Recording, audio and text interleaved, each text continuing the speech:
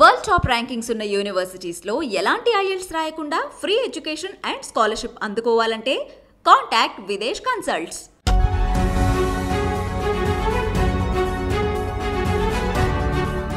నమస్తే, నేను Kavitha. Welcome to I dream news. ప్రధానమంత్రి నరేంద్ర మోదీ ఆశీస్సులు, తన సహకారం అనేది తెలంగాణ రాష్ట్రానికి అవసరం ఉంటుంది అనేది సీఎం రేవంత్ రెడ్డి చేసినటువంటి వ్యాఖ్యలు. మరి అదే రేవంత్ రెడ్డి ఆంధ్రప్రదేశ్కి వెళ్తున్నారు. అక్కడ ప్రచారంలో భాగంగా వైజాగ్లో ప్రసంగించబోతున్నారు. మరి అక్కడ కూడా ప్రధానమంత్రి నరేంద్ర మోదీని పొగుడుతారా, లేకపోతే ఆయన స్టాండ్ ఎలా ఉండబోతుంది? మనతో పాటుగా ఉన్నారు పొలిటికల్ అనలిస్ట్ ప్రకాష్ గారు. ప్రకాష్ గారు, నమస్కారం అండి. సో ఇక్కడైతే ఆదిలాబాద్లో మాత్రం ప్రధానమంత్రి నరేంద్ర మోదీ అవసరం ముందు మాకు పడుతుంది అంటే అక్కడ యాక్సెప్ట్ చేసేసారు. మళ్ళీ ప్రధానమంత్రి నరేంద్ర మోదీయే రాబోతున్నారు థర్డ్ టైం అనేది. ఏపీకి వెళ్తున్నారు ఆయన. ఏపీలో ఎలాంటి ప్రసంగం, ఆయన యాటిట్యూడ్, బిహేవియర్ ఎలా ఉంటుంది అనుకుంటున్నారు? ఆదిలాబాద్లో రేవంత్ రెడ్డి మాట్లాడిన తర్వాత, మోడీ గారితో చేయగలిపిన తర్వాత నేరుగా ఎక్కడికి వెళ్ళాడమ్మా ఆయన? నేరుగా రాజగురువు దగ్గరికి వెళ్ళాడు. రాజగురువు దగ్గరికి వెళ్ళి ఆయన బ్లెస్సింగ్స్, సలహాలు పుష్కలంగా తీసుకొని ఉంటాడు. చంద్రబాబు నాయుడు ముఖ్యమంత్రిగా ఉన్నప్పుడు ఒక పర్టికులర్ డే, అది ఎవ్రీ సాటర్డేనో ఎవ్రీ ఫ్రైడేనో, హెలికాప్టర్లో డైరెక్ట్గా రామోజీరావు గారి దగ్గర పోయేవాడు. ప్రతి వారం ఆయన ఇచ్చిన అడ్వైజెస్, ఆయన సలహాలు మళ్ళీ వచ్చే వారం సమీక్షించుకోవడం. సో నిరంతరం ఆయన నడిపిండు ప్రభుత్వాన్ని పరోక్షంగా. సో రేవంత్ రెడ్డి గారు కర్టసీ కోసం పోయారా, లేకుంటే ఆయన సలహాలు అవసరమని పోయారా? మరి బీజేపీకి దగ్గరగా ఉంటూ తను ఏ రకంగా వ్యవహరించాలి, తన కాంగ్రెస్కి ఎట్లా వాళ్ళకు అనుమానం రాకుండా రెండింటిని ఎట్లా బ్యాలెన్స్ చేసుకోవాలి, ఆంధ్ర పాలిటిక్స్లో తను ఏం చేయాలి, ఈ విషయాలన్నిటి మీద డెఫినెట్గా సలహా తీసుకొనే ఉంటాడని నేను అనుకుంటున్నాను. రామోజీరావు తలబండిన రాజకీయ నాయకుడు. వాస్తవంగా ఆయన తెర వెనుక ఆయన ఉన్నా కూడా రాజకీయాలను శాసించిన వ్యక్తి, ఆయన నడిపించిన వ్యక్తి. పరోక్షంగా చంద్రబాబు ముందు పెట్టి, ఎన్టీ రామారావు గారిని ముందు పెట్టి, సో ఆయన బ్లెస్సింగ్ తీసుకొని పోతున్నాడు ఆంధ్రాకి. ఇప్పుడు ఆయన చేయాల్సింది ఏంటంటే, ఆంధ్రలో ఆయనకు ఒక చిక్కు సమస్య వస్తుంది. ఈయన ఉండేదేమో కాంగ్రెస్ పార్టీ. అవును, షర్మిల ఉంది అక్కడ. కాంగ్రెస్ పార్టీ ఆ ఫీల్డ్లో థర్డ్ పొజిషన్లో ఉంది ఆంధ్రలో. ముఖాముఖి పోటీలే జరుగుతాయి అక్కడ ఎక్కువగా. బీజేపీది కానీ, ఒకవేళ ఇండిపెండెంట్గా బీజేపీ పోతే, ఇండిపెండెంట్గా కాంగ్రెస్ పోతే వాళ్ళది పోటీలోనే ఉండరు ఎక్కడ. ఒక వ్యక్తులుగా ఎక్కడైనా వాళ్ళకి ఆ కరిష్మా ఉండి అట్లా వాళ్ళు నెగ్గుకు రావడానికి ఎక్కడన్నా ఒకటి రెండు స్థానాలలో పోటీలో ఉండగలుగుతారేమో. కానీ ఒక పక్క జగన్, ఒక పక్కన పవన్ కళ్యాణ్ అండ్ చంద్రబాబు కూటమి ఎక్కువ ముఖాముఖి పోటీలు ఉంటాయి. అక్కడ తను మళ్ళీ కాంగ్రెస్కు పూర్వవైభవం తెస్తాము, తెలంగాణలో మిస్టేక్ చేసి తెలంగాణ ఇచ్చిన పార్టీని ఓడించి కేసీఆర్కు నాయకత్వం అప్పచెప్పిన వాళ్ళే పశ్చాత్తాపడి మళ్ళీ మాకు పట్టం కట్టారు. సరే, మీకు తెలంగాణ డివిజన్ చేయడం, రాష్ట్రాన్ని డివిజన్ చేయడం ఇష్టం లేక ఆ రోజు మీరు కాంగ్రెస్ని తిరస్కరించారు. ఏది ఏమైనా ఇప్పుడు రెండు ప్రభుత్వాలు సెటిల్ అయినాయి. రెండు ప్రాంతాలలో కూడా వాతావరణం స్తబ్దత ఉంది. కాబట్టి మళ్ళీ ఇందిరమ్మ రాజ్యం తీసుకురావడానికి, రాజన్న రాజ్యం అని అన్నారు. ఒకవేళ షర్మిల అంటే అంటారు, బట్ ఈయన ఏమంటాడంటే ఇందిరమ్మ రాజ్యం అని అంటాడు. ఇందిరమ్మ రాజ్యం తేవడానికి కాంగ్రెస్ను గెలిపించండి అని అంటాడు. ఎక్కడ కూడా తెలుగుదేశం పార్టీని నొప్పించాడు, చంద్రబాబు మీద విమర్శ చేయడు. అధికారంలో ఉన్నది జగన్ కాబట్టి ఆయన విమర్శలు జగన్ మీద ఉంటాయి.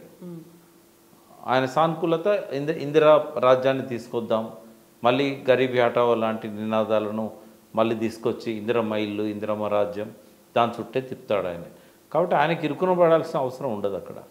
ఆయన అనుకున్నట్టుగా చంద్రబాబును నొప్పియకుండా, ఇబ్బంది పెట్టకుండా తన ఎలక్షన్ క్యాంపెయిన్ పూర్తి చేసుకొని మళ్ళీ బ్యాక్ వచ్చేస్తాడు. ఆయన ఎంత కష్టపడ్డా అక్కడ సీట్లు వచ్చే అవకాశం అయితే లేదు. తెలంగాణ లాంటి పరిస్థితి అక్కడ లేదు. ఇప్పుడు రాజగురువు సలహాలు తీసుకున్నప్పటికీ అక్కడికి వెళ్తే మాత్రం రాజకీయంగా గురువు చంద్రబాబు నాయుడు అవుతారు. ఆంధ్రప్రదేశ్కి సంబంధించి చూస్తే తనని నొప్పించకుండా ఉండాలి, బీజేపీని టార్గెట్ చేయాలి, లేకుంటే జగన్ మీదే మాట్లాడాలి అనుకున్నప్పుడు అక్కడ ప్రజలకి అర్థం కాదా తెలంగాణలో ఎలా ఉంది సిచ్యువేషన్, ఏపీకి వచ్చాక ఎలా మారారు అనేది? అంటే అర్థం అవుతుంది, బట్ ఆయన పరోక్షంగా చంద్రబాబును బలోపేతం చేయాలంటే జగన్ను వీక్ చేయాలి. జగన్ వీక్ చేయడానికి షర్మిలను ఉపయోగించుకుంటారు. కాబట్టి జగన్ కూడా కాంగ్రెస్ పార్టీ నుంచి వచ్చిన వ్యక్తే. అంటే మళ్ళీ కాంగ్రెస్కు పూర్వవైభవం తేవాలని చెప్పి పాత కాంగ్రెస్ వాళ్ళు ఎవరైతే జగన్తో ఉన్న వాళ్ళు ఉంటారో, ఇటు కమ్యూనిటీ ఫీలింగ్ తీసుకొచ్చి షర్మిల క్రిస్టియానిటీ కానీ లేకుంటే తనకు ఆత్మీయ సంబంధం ఉన్న వాళ్ళు చాలామంది ఉంటారు. రాజశేఖర రెడ్డి గారి శిష్యులు చాలామంది ఉండి ఉంటారు. వాళ్ళందరినీ వాస్తవంగా అక్కడ షర్మిల రావడం అనేది ఆ స్ప్లిట్కు కొంత కారణమవుతుంది. అంటే ఆ కాంగ్రెస్ ఫ్యామిలీలో ఉన్న స్ప్లిట్ తనకు ఉపయోగించుకోవడానికి, అంటే జగన్కి అది వీక్ చేయడానికి పనికొస్తుంది. ఆ రకంగా రేవంత్ రెడ్డి ఎంత ఎఫెక్టివ్గా షర్మిలతోని జగన్కి అగనిస్ట్ క్యాంపెయిన్ చేస్తాడో అది ఇంకొక రకంగా చంద్రబాబుకు సపోర్ట్ చేసినట్టు, అది చంద్రబాబుకు చాలా మేలు చేసినట్టు. ఆయన స్ట్రాటజీ అంతా దాని చుట్టే ఉంటుంది. ఎక్కడ కూడా ఆయన పవన్ కళ్యాణ్ కానీ ఎక్కడ కూడా చంద్రబాబును కానీ ఒక మాట అనకుండానే తన పని ఎగ్గించుకొని వస్తాడు. ఆ స్ట్రాటజీ తీసుకుంటాడు ఆయన. తెలంగాణకి సంబంధించి షర్మిల అయితే క్యాంపెయినింగ్లో పాల్గొనలేదు, రేవంత్ రెడ్డితో కలిసి ఎక్కడ ఏ బహిరంగ సభల్లో కూడా కనిపించలేదు. బట్ రేవంత్ రెడ్డి మాత్రం ముఖ్యమంత్రి హోదాలో ఫర్ ద ఫస్ట్ టైం వెళ్తున్నారు, షర్మిల కోసం అక్కడ నిలబడుతున్నారు. సో ఎలా చూస్తున్నారు దీన్ని? అంటే పార్టీ నిర్ణయం కదా అది. ఇక్కడ ఆమె రానియద్దని ఆయన ఒక ఫర్మ్ డిసిషన్ తీసుకున్నాడు. వాస్తవంగా ఇంటర్నల్గా తెలిసిన విషయం ఏంటంటే రేవంత్ రెడ్డి అప్పుడు 4 వర్కింగ్ ప్రెసిడెంట్లలో ఆయన కూడా ఒక వర్కింగ్ ప్రెసిడెంట్గా ఉన్న టైంలో పిసిసి ప్రెసిడెంట్ ఎవరికి ఇవ్వాలనేది చాలా చర్చ జరిగింది కాంగ్రెస్లో. అప్పుడు డైరెక్ట్ సోనియా గాంధీ షర్మిలను అడిగింది, నువ్వు రామ్మా నీకు పిసిసి ప్రెసిడెంట్ ఇస్తాము అని. బట్ అప్పుడు వాళ్ళ బలాన్ని ఎక్కువ అంచనా వేసుకొని కాంగ్రెస్లోకి పోవడానికి ఇష్టపడలేదు. అప్పుడే పోయి ఉంటే రేవంత్ రెడ్డి పిసిసి ప్రెసిడెంట్ అయ్యే అవకాశం లేకుండే. బట్ ఎప్పుడైతే రేవంత్ ప్రెసిడెంట్ అయ్యాడో ఈయనకు తెలుసు అది మళ్ళీ ఈమె ఎప్పటికైనా నాకు థ్రెట్, ఈ ఉన్న సీనియర్స్నే ఎట్లా వదిలించుకోవాలనే దానిలో ఉన్నాడు. ఆమె యంగ్స్టర్, ఒక రాజశేఖర రెడ్డి డాక్టర్గా ఇప్పటికీ ఆమెకి ఇమేజ్ ఉంది. ఇంకో పవర్ సెంటర్ నాకెందుకు అని చెప్పేసి పాలేరులో ఆమె టికెట్ అడిగితే కూడా ఇవ్వకుండా అడ్డుపడ్డాడు. శ్రీనివాస్ రెడ్డిని తీసుకొచ్చి పోటీ పెట్టాడు. అక్కడ పాలేరులో వర్క్ చేసుకున్నది ఆమె. ఖమ్మంలో ఆమె జాగా కొనుక్కున్నది, ఇల్లు కట్టుకుంటానికి ప్రయత్నాలు చేసింది, క్యాడర్ను పెంచుకున్నది. ఫస్ట్ బహిరంగ సభ ఖమ్మంలో పెట్టింది. ఆమె తెలంగాణలో ఆమెకు రాజకీయ భవిష్యత్తు లేకుండా చేసి ఆమెను అక్కడికి అన్న మీద అస్త్రంగా ప్రయోగించాడు. వాళ్ళ కుటుంబంలోనే మరొక చీలికకు ఆమెను ప్రేరేపించాడు. బట్ ఆమెకు అంత రాజకీయ వ్యూహం ఉన్నదో లేదో నాకు తెలియదు, కానీ ఎందుకోసం కాంగ్రెస్లో పోవాల్సి వచ్చింది, ఎందుకు జగన్ ఆమె వ్యతిరేకిస్తున్నది, ఆమెకుండే ఇంటర్నల్ కుటుంబ తగాదాలా లేకుంటే ఈగో హర్ట్ అయిందా ఆమెకు ఏం తెలియదు మనకు.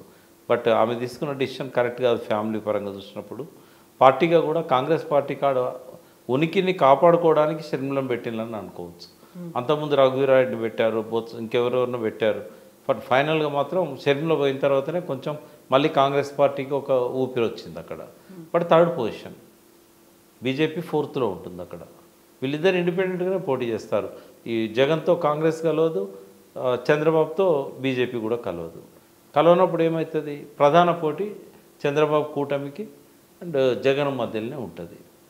అయితే ఇక్కడ టీడీపీ అధినేత చంద్రబాబు నాయుడు, జనసేన చీఫ్ పవన్ కళ్యాణ్ ఢిల్లీలోనే ఉన్నారు. అక్కడ చర్చలు అనేవి కొనసాగుతున్నాయి, ఎడతెగకుండా సాగుతున్నాయి. రాష్ట్ర నాయకత్వం కూడా అక్కడే ఉంది. సో పొత్తు అనేది కుదరదా, కాంప్రమైజ్ కారా అక్కడెక్కడ? కాకపోవచ్చు అని నేను అనుకుంటున్నా. ఎందుకంటే జగన్తో సంబంధాలు ఏం బెడిసిపోలేదు కదా మోడీ గారికి. ఈ 5 ఏళ్ళు కూడా మోడీ గారు చెప్పినట్టే జగన్ ఉన్నాడు. కాబట్టి అటు పక్కన ఒక లాయల్గా ఉండే చీఫ్ మినిస్టర్ ఉన్నప్పుడు వాళ్ళ సర్వే ప్రకారం కూడా ఎక్కువ పార్లమెంట్ సీట్స్ వైఎస్ఆర్సీపీకి వస్తాయని. అటువంటిప్పుడు ఎందుకు వదులుకుంటాడు? కాబట్టి నాకు తెలిసి పొత్తు ఉండకపోవచ్చు. ఓన్లీ పవన్ కళ్యాణ్ అండ్ చంద్రబాబు నాయుడు మధ్యనే పొత్తుంది. ఇక్కడ ఇంకొక విచిత్రమైన విషయం ఏంటంటే పవన్ కళ్యాణ్ కాపులను అందరినీ ఐక్యం చేయడంలో విఫలమైండు. ముద్రగడ పద్మనాభం చీలిపోయిండు. తక్కువ సీట్లు ఆడడం కాపులకు జీర్ణించుకోలేని పరిస్థితి. చాలా 25 సీట్లే అడిగాడు కదా ఆయన. అంటే ఎందుకు చంద్రబాబుకు 150 సీట్లు, 175లో 40-60 అని అడగాల్సి ఉండే కదా. దాన్ని జీర్ణించుకోలేకపోతున్నారు. పవన్ కళ్యాణ్ వ్యక్తిగా మంచి సదాశయాలు ఉన్నవాడు, మంచి ఉత్సాహం ఉన్నవాడు, పట్టుదల ఉన్నవాడు. కానీ ఈ రాజకీయమైన వీటిలలో అతను తలబడిన వ్యక్తి ఏం కాదు. ఆయన ఉన్న ప్రజారాజ్యంతో పాటు 15 ఏళ్ల కింద ప్రజారాజ్యం పార్టీ పెట్టినప్పటి నుంచి అన్నతో ఉన్న తర్వాత తన జనసేన పెట్టి తను నిలబడ్డా కూడా ఈనాటి తరానికి ఒక తిరుగులేని నాయకుడిగా ఆయన ముద్ర వేసుకోలేకపోయాడు. పాత తరం నాయకులకు ఉన్న ఆలోచనలు ఆయనకు లేవు. తనంతన ఆయన చేగువేరేలాగా ఒక విప్లవాత్మక శక్తిగా పోల్చుకుంటాడు. కానీ ఆచరణలో అది సాధ్యమైతలేదు. పార్టీ అని అంటే ఇప్పుడు టీమ్ అని అంటాం, together each achieve more. Pawan కళ్యాణ్లో టీమ్ స్పిరిట్ కనబడదు. నాదెండ్ల మనోహర్ తప్ప మూడో వ్యక్తి కనబడాడు. మీరు ఎవరన్నా అనలిస్ట్గా పిలుచుదామన్నా, ఆ పార్టీ నుంచి ఎవరన్నా స్పోక్స్ పర్సన్గా పిలుద్దామన్నా కూడా ఇంకో వ్యక్తి కనబడాడు. టీవీ ఛానల్ కూడా మళ్ళీ వైజాగ్కి వెళ్ళి సత్యనారాయణ గారిని కూర్చోబెడతారు, బొలిశెట్టి సత్యనారాయణ గారిని. అంటే ఎవరైతే కళ్ళ ముందు ఒక టీం కనబడాలి. ఇప్పుడు టీఆర్ఎస్ ఉంది, సరే కుటుంబ సభ్యులైనా హరీష్ కనబడతాడు, కేటీఆర్ కనబడతాడు, కవిత కనబడుతుంది, ఓ మల్లారెడ్డి కనబడతాడు, ఇంకొంతమంది నిరంజన్ రెడ్డి, జగదీష్ రెడ్డి, ఒక టీం కనబడుతుంది. కనీసం వాళ్ళు రాష్ట్ర వ్యాప్తంగా కాకపోయినా ఆ జిల్లాను ప్రభావితం చేయగలిగే నాయకులు కనబడతారు. కానీ పవన్ కళ్యాణ్ అది ఎందుకు క్రియేట్ చేసుకోలేకపోయాడు? 10 ఏళ్ళు అవుతుంది కదా జనసేన పెట్టి. 10 ఏళ్ళల్లో ఆయనకు జిల్లాకు 3 నాయకులను ఎక్స్పోజ్ చేయాల్సిన అవసరం ఉందని ఆయనకు అనిపించలేదు. ఓన్లీ కాపుల కోసం పెట్టలే కదా జనసేన, సబ్బండ వర్గాల కోసం పెట్టినా అని చెప్పుకున్నాడు ఆయన. సబ్బండ వర్గాల కోసం పెట్టినప్పుడు నీకు బీసీలలో, అక్కడ దళితులలో నీకు నాదెండ్ల మనోహర్ లాగా తన పక్కన ఉండగలిగే ఒక వ్యక్తి, ఒక నాయకుడు దొరకట్లేదా? అదే ఆయన బలహీనత. చంద్రబాబు నాయుడుకి ఏంటంటే అతి నమ్మకం. కాపులు కొంతైనా ఒక 30% తన దిక్కు వచ్చినా కూడా కమ్మలకు ఈ కాపులకు ఎప్పుడు పొసగదు. పవన్ కళ్యాణ్ ద్వారా అది నడుస్తున్నది. ఏమన్నా కొంచెం స్ప్లిట్ చేసుకోగలిగితే అది ఆ మేరకు జగన్ మైనస్ అవుతుంది, తనకు ప్లస్ అవుతుంది. కానీ ఆయన ఎత్తుగడల ముందు పవన్ కళ్యాణ్ ఎత్తుగడలు సరిపోతలేవు. పవన్ కళ్యాణ్ పార్టీని బలోపేతం చేయడంలో విఫలమైండు, సెకండరీ లీడర్షిప్ను క్రియేట్ చేయడంలో విఫలమైండు, కాపులను ఐక్యం చేయడంలో విఫలమైండు, కాపు నాయకులను తనతో తెచ్చుకోవడంలో విఫలమైండు. ఇవన్నీ బలహీనతల వల్ల మళ్ళీ జగన్ వచ్చే అవకాశాలు పుష్కలంగా కనబడుతున్నాయి. మీ లెక్కల ప్రకారం, మీ అంచనాల ప్రకారం ఇప్పుడు అక్కడ సిచ్యువేషన్ ఎలా ఉంది? పార్లమెంట్ స్థానాలు అంటే మెజారిటీ వైఎస్ఆర్సీపీకి వస్తాయి అనుకున్నప్పుడు అసెంబ్లీలో ఎలా ఉంది? ఆయన ఒక కనిపించని శక్తులను తయారు చేశాడు జగన్. ఎంత పవర్ఫుల్ సిస్టమ్ అంటే వాలంటరీ సిస్టమ్ అనేది, వాలంటీర్స్ది. ప్రతి ఇంట్లో ప్రతి పెన్షనర్తో సంబంధం ఉన్నవాళ్ళు. ఇక్కడలాగా అకౌంట్లో లేదు. ఆయన ఇంటికి తీసుకెళ్ళి బెడ్ మీద పడుకున్నలతో ఏలుముద్రలు వేయించుకొని పెన్షన్లు ఇంటింటికి తీసుకుపోయి ఇచ్చేచ్చారు. ఆ నెట్వర్క్ పనిచేస్తుంది.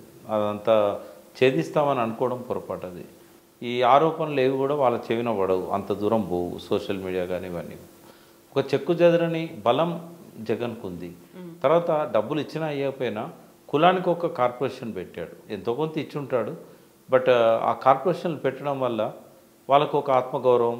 మా కోసం ఒక కార్పొరేషన్ పెట్టాడు, మా కోసం జగన్ పనిచేశాడు అనేది. తర్వాత ఆయనకుండే ఫాలోయింగ్ ఆయనకు ఉంది మొదటి నుంచి కూడా. రాజశేఖర రెడ్డి పాదయాత్రలు కావచ్చు, ఓదార్పు యాత్రలు కావచ్చు, అది పెద్దగా షర్మిల రావడం వల్ల అంత స్ప్లిట్ ఏం కాదు. అది పాతతరం కాంగ్రెస్ నాయకులు కొందరు, రాజశేఖర రెడ్డి ఆ కుటుంబంతో ఉన్నవాళ్ళు పోతే పోతారు. రాయలసీమ కూడా ఉంది కాబట్టి రాజారెడ్డి గారి సన్నిహితులు కూడా ఇంకా బ్రతికే ఉంటారు చాలామంది. తర్వాత కొంత వైఎస్ వివేకానంద రెడ్డి కొంత చిక్కా కలిగించినా కూడా అది ఆ కడప పులివెందుల ఆ పరిసరాలనే దాని ప్రభావం ఉంటుంది. వివేకానంద రెడ్డి బిడ్డ కూడా జగన్కి అగెనిస్ట్గా చెప్పినా కూడా అది పెద్దగా జగన్ను ఇతర కాన్స్టిట్యున్సీలో డిస్టర్బ్ చేసే విధంగా ఏం లేదు. తర్వాత ఫ్యాక్షనిజం ఇప్పుడు అంతగా లేదు. పోటాపోటీగా నువ్వు ఇటు నేను అటు అని తలలు నరుక్కునే పరిస్థితి లేదు. కాబట్టి జంపింగ్స్ అవుతూ ఉంటాయి, ఇటు అటు అటు ఇటు. ఎలక్షన్ వచ్చినప్పుడు ఎంత డబ్బైనా పెట్టి కొనడానికి జగన్ వెనుకపోడు. ఆ విషయంలో జగన్ను చంద్రబాబు నాయుడు ఓవర్టేక్ చేయలేడు. ఏ రకంగా చూసినా కూడా, ఏ ఈక్వేషన్తో చూసినా కూడా జగన్ మళ్ళీ వచ్చే అవకాశాలు కనబడతాయి. ఎస్ అండి ప్రకాష్ గారు, థ్యాంక్ యూ సో మచ్.